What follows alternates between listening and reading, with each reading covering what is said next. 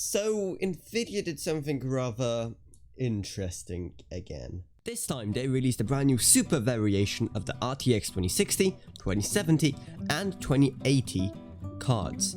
However, they also claim that they're going to be discontinuing the 2070 and 2080. These brand new cards are essentially TI versions of the original models that, in the case of 2070 and 2080, offer way more performance for the same price, or for the 2060, more performance for a slightly higher price, especially seeing how the original 2060 is still being sold, so it wouldn't really make too much sense for them to have both at the same price. But why?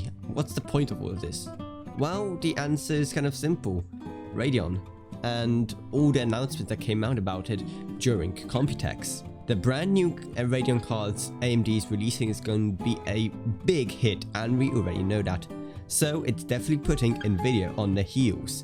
What they have been doing so far is trying to battle the lower end, which Radeon cards up to this point have been mainly appealing to, apart from maybe the Radeon 7, with all the brand new RX series cards being low budget cards that have been beating many of the more recent Nvidia offerings, primarily the GeForce 10 series. But recently, Nvidia's done a lot to really take over that lower end market, releasing the 2060, 1660 Ti, 1660, 1650, and now even the 2060 Super, to ensure that no matter what the price point, they have a graphics card for it. So in a way, it is a good tactic, making sure that no matter how much of a budget the user has, an Nvidia card is never too far away for them to reach. But like I said in my previous video criticizing the whole RTX launch, which I highly recommend you check out, I said that it's still a very broken thing where people are buying 2060s for the performance and not really the whole ray tracing thing, which is one of the main purposes of these RTX cards. And the brand new 2060 Super fixes that somewhat by promising to have more than 60 FPS at 1080 with ray tracing on, and from the early benchmarks we already know that's true. But ray tracing and 1080p in nature don't really go along really well. Yes, there are plenty of people who are still stuck playing games at 1080, but give it a few years when 1440 and maybe even 2160 drop down in price a lot, they're going to be the main targets for ray tracing, because there isn't really too much more detail you can cram into 1080. It's still very popular, but not capable of capturing really high levels of detail that we are used to nowadays, being spoiled by so much way newer and higher resolutions. But the main thing still stands. Is it worth getting an RTX card at this point in time? Well, unfortunately, when it comes to just games, the answer is still no. There are still simply not enough games to make the ray tracing part of RTX worth it in the slightest. Unless you're interested in raiding tombs with super hot protagonists, playing a Fallout game made by a company that doesn't lie a lot, or playing How to Not to Market a Game Simulator 2018, then no.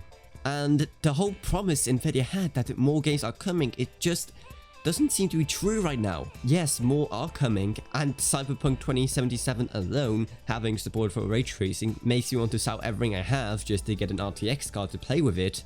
But it's still not enough for most people. And what's most annoying about this is how much the stars are aligning for Nvidia, and yet still they're unable to do it.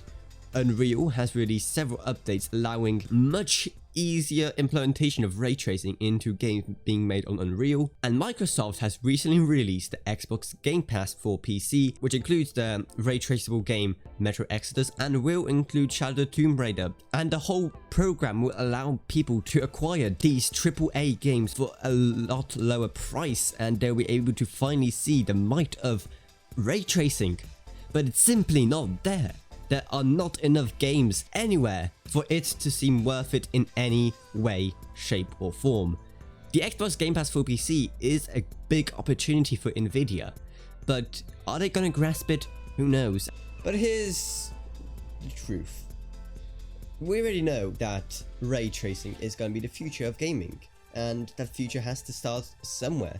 in a few years time it's gonna be a no-brainer to buy a card that has ray tracing. In fact, pretty much every single card will have ray tracing because that's just where computer graphics are heading.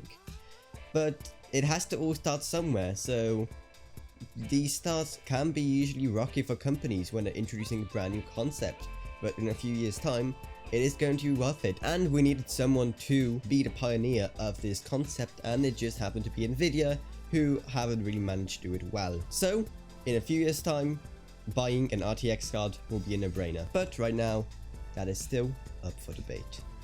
Anyway, I would like to thank my Patreon Kraken for helping out the channel. If you want me shouted out at the end of my videos, then I highly recommend checking out my Patreon in the description below. It helps out the channel so much, and I even now do YouTube channel reviews for all the patrons pledging $5 or more. Also, I have a Discord now, so if you want to check it out, that's also in the description below. But anyway, I hope you enjoyed this video. If you did, remember to subscribe, like, whatever, and I'll see you all in whatever I make next. Goodbye everyone, goodbye.